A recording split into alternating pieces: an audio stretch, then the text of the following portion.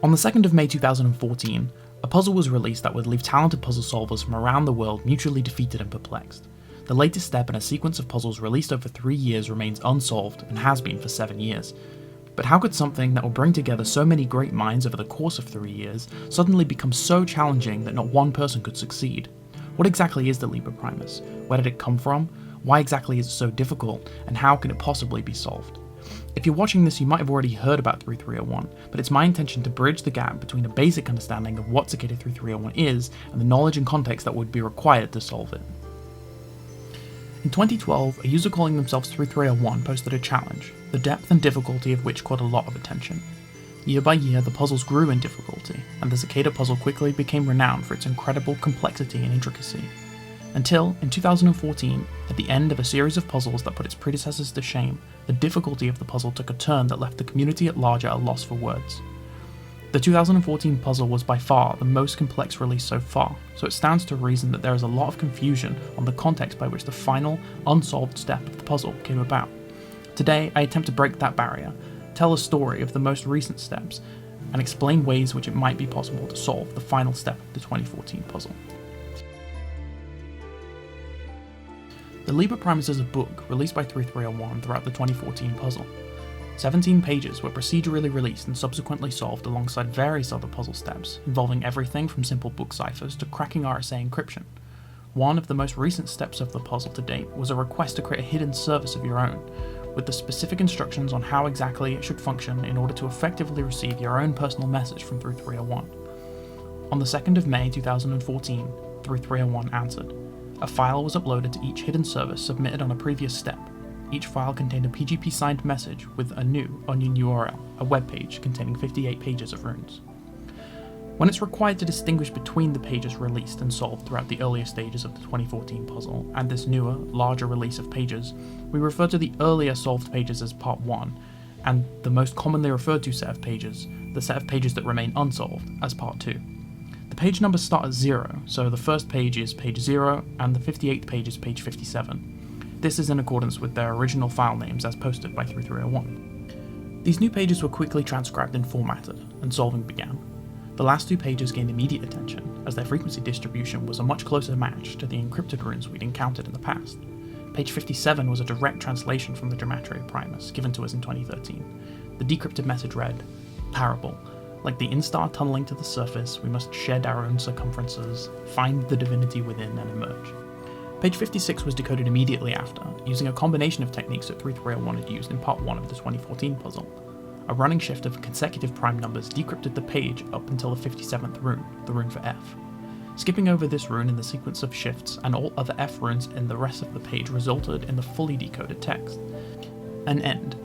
Within the deep web there exists a page that hashes to a 128-bit string.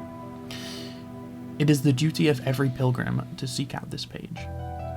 After these 2 comparatively simple discoveries, the trail runs dry.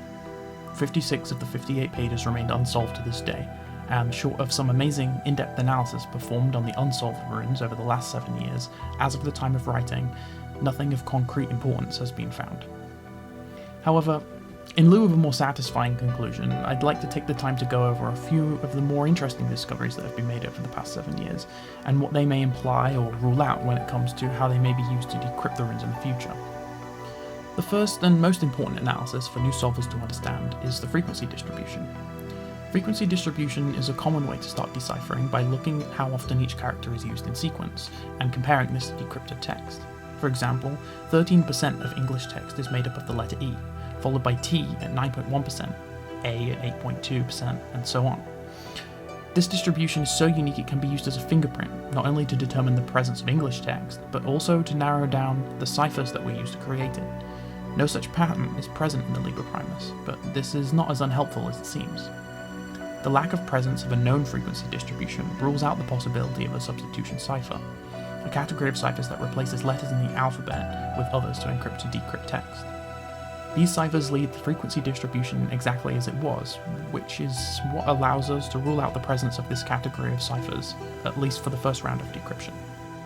In fact, frequency distribution from page to page is uniform. The frequency of each rune changes throughout the pages as if the runes were generated completely randomly, except for one observation.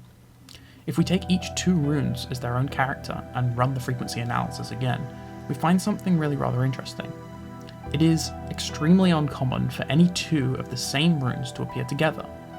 This is the first observation of the runes that distinguishes the text from random white noise. Does this outline n-gram ciphers as a possible solution? Is this simply a byproduct of a complex cipher that produces few repeating characters? The answer has been heavily researched, but it's still unknown. A natural point of focus for solvers is to find the meaning of the hash indicated on page 56, dubbed the deep web hash. Naturally, one is to assume that the hash represented a page on the Tor network, an anonymizing network used extensively by 3301 in the past. It's important to note at this point the distinction between the deep and the dark web. While the dark web consists entirely of pages that cannot be accessed by the open internet, but only through anonymized networks such as Tor, the deep web mainly refers to pages on the internet, clear or dark, that are not indexed by search engines. The hash is 128 bits in length, and currently presumed to most likely be a SHA-512 hash. There exist many 128-bit hashing algorithms that could have been used to produce the hash. Some solvers wonder if instead the Blake 512 hash was used, the name of which bearing reference to William Blake, an artist commonly referred to in the puzzles. Blake 512 is a hashing algorithm previously considered for the SHA standard, but was rejected during early security checks. SHA-512, like all other hashing algorithms, is intended to be a one-way representation of plain text, the use of which is primarily to represent the validity of data. A hash published by a trusted author allows untrusted data to be verified as the exact same data as referenced by the author at the time of publishing. With this, solvers set to work hashing and comparing pages throughout the web, employing bleeding-edge techniques to scan both pages from the clear and dark web. A vulnerability was found that allowed solvers to hash pages of unsuspecting hidden services running on the Tor network. The vulnerability was exploited at such scale that security researchers at Northeastern University identified the exploit as attacking the network, presuming it as some large-scale cyber attack. One of the larger scale operations ran against the network to date, and yet still no matching page was found. Many users apply their skill sets not to the transcription and decryption of the runes themselves, but to the image files that they appear within. Research has been done into the origins of the files and how they were created, and while we're pretty confident that we understand the process by which these pages were created, there are no artifacts, metadata, or formatting anomalies that cannot yet be explained and reproduced by this creation process. That is, except for one. 23 of the 58 pages of runes contain no colour. They are submitted in grayscale format, an 8-bit color depth, as opposed to the usual 24-bit color depth of full-color images. The strange part is, despite the initial assumption that this was done to conserve disk space, the file sizes of the grayscale images are roughly the same, and in many cases larger than the full-color pages. An investigation was done into determining whether there remain layers of color hidden within the file, but JPEG analysis shows that the contents of the files are completely normal. Every bit of data in the file is conducive towards the grayscale pixels produced. This is possible by specifying a very low compression rate of the images at their time of production, but the question stands: why? Were they just trying to keep the file sizes uniform for appearances? Was JPEG compression applied progressively until a specific file size was achieved? Could the order of the grayscale files be significant, and their uniform file size is just an attempt to obscure them? This is where the analysis runs out of answers. Hundreds, if not thousands of attempts have been made to solve the runes, but the organisation and documentation for a process with no verifiable relevance is practically impossible. As such, large quantities of ideas, solution attempts, analysis, theories, and research sit unused, as their relevance and validity would take longer to prove than they took to create. This leaves us in a fairly unusual position. While it prohibits the procedural disqualification of a comprehensive list of possibilities, it also means that outside of a few classifications of improbable solutions, most of which referred to earlier in this video, there really isn't that much required to begin solving. The current recommended process for attempting a solution of the runes is to run your idea past some of the veterans, either in the Cicada Solvers Discord server or the IRC channel on Freenode. Once your idea is deemed at least plausible, we ask that you do your best to document your processes and findings, even if nothing is found. You'll find plenty of tools and advice available on the various resources that have been created by the community over the last 7 years. If you're struggling for ideas, it's always a good idea to familiarise yourself with the puzzles released prior to Part 2 of the Liber Primus.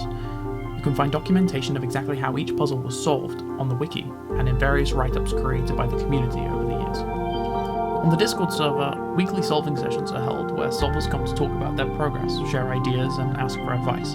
I encourage you to drop in, even if just to listen. The server also contains a list of important links to resources you'll need, and an FAQ which we encourage you to read before asking for advice in the server.